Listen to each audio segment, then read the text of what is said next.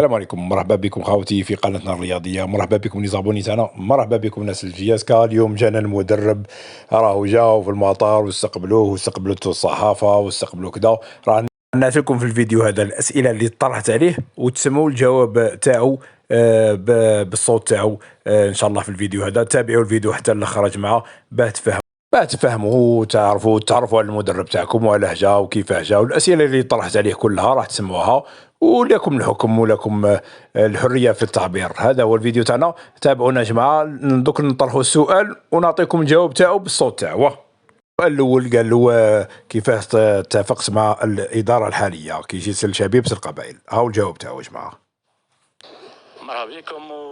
الاتفاق خلينا نقولوا وقعت يعني مفاوضات، وضعنا بعض النقاط على الحروف، لكن المسألة الأخيرة توقع إن شاء الله اليوم وبكرة مع رئيس النادي ومع الإدارة حتى يعني نتمم مع العقد متاعنا. السؤال تاعو الثاني قال له واش هي الاشياء اللي حفزتك باه تجي شبيبه القبائل؟ سمعوا واش قال له. والله هو اللي ديما دي توش كسوا من القبائل او من الامسيه والكل، لكن خلينا نقول في الفتره هذه بالذات سي لو مومون او لقيت تفاهم، لانه قبل كومون سا سباس يحكيو معاك دي زاجون دي انترميديير. اليوم سي لو بريزيدون لوي ميم كي انترفيني وحكى معايا وحكينا يعني في المواضيع الكل. دونك لقيت نقولوا احنا رسائل طمأنه لما يكلمني لو بريمير ريسبونسابل، فما نجم نكون كان معناها نقبل معناها الاشياء اللي يقول لي عليها ونثق في الامور اللي حكينا فيها. فبالتالي اصبحت يعني الامور اكثر جديه واكثر صبغه معناها حكينا فيها اكثر ما هي صبغه يعني ماديه. ولما لا باش نعمل يعني كامل تجربه في تونس، تجارب عده في السعوديه، لما لا نخوض يعني تجربه جديده اليوم في الجزائر في بطوله مع فريق معناها يعني بطل افريقيا، ومع خاصه معناها فريق كبير عنده تاريخ لاباس به وحاضر كيف يبشر بكل خير ان شاء الله. السؤال تاعو الثالث قال له واش الاهداف اللي سطرتها مع الاداره، وقال له باللي شبيبه القبائل الانصار تاعو متطلبين ويحتاجوا شامبيونات ويحتاجوا كذا. تابعوا واش رد عليه.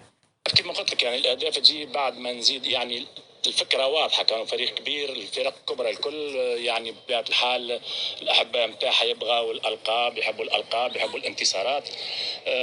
اليوم ثم واقع يعني نتاع الميدان باش نجموا نحكموا هنالك تقييم معناها المجموعه، تقييم البطوله باش نجموا، لكن لحد قادم على فريق كبير عليه كان باش يكون يعني متحفز، ومن الحوافز اللي عنده هو كونه يقدم افضل ما عنده باش يخلي الفريق يلعب على المراتب الاولى، وربما لما لا معناها التتويجات هذا الكل يقعد بعد حسب التقييم وحسب معناها الميدان. لكن نحترم يعني الجماهير نتاع شبيبه القبائل والجماهير نتاع الفرق الكبرى الكل، وما دام الواحد عمل الاختيار هذا فهو قادم على كل ما هو يعني موجود كعادة الفرق الكبيره الكل. هناك ضغوطات تاع النتيجه، ضغوطات تاع الاداء الى اخره.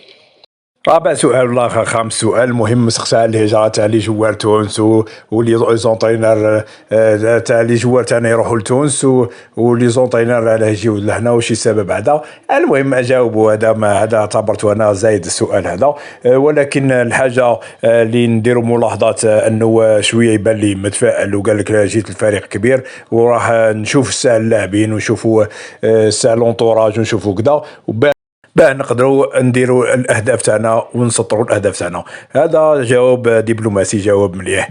نظن باللي التشكيله حسب الجواب تاعو هذا ما عندوش معلومات كبيره على التشكيله، ربما شاف مع الجيش الملكي، ربما كذا هذيك ما عندوش حاجه كبيره على هذيك تلقاه هضر الهضره هذه. والميدان صح، الميدان تقدر تشوفهم، والميدان كي يجي الميدان هنا تولي لك حكايه اخرى.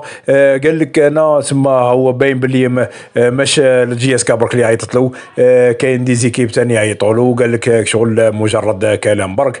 هذه ثاني كاين ثاني قال لك المهم الحاجه اللي نثبتوها باللي راهو تفاهم معايا ريشان، انا نظن تفاهم معايا ريشان ما تفاهمش مع زياني.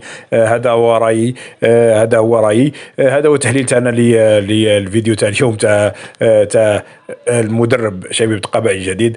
نتمنى كل خير للجياسكا. نقول المدرب التيرة هي الفاصلة، هذا هو، ما تقدرش تحكم على حاجة ما بيناش. هذا هو الفيديو تاعنا اليوم، تابعونا، تعليقاتكم تفيدنا. سلام خاوتي.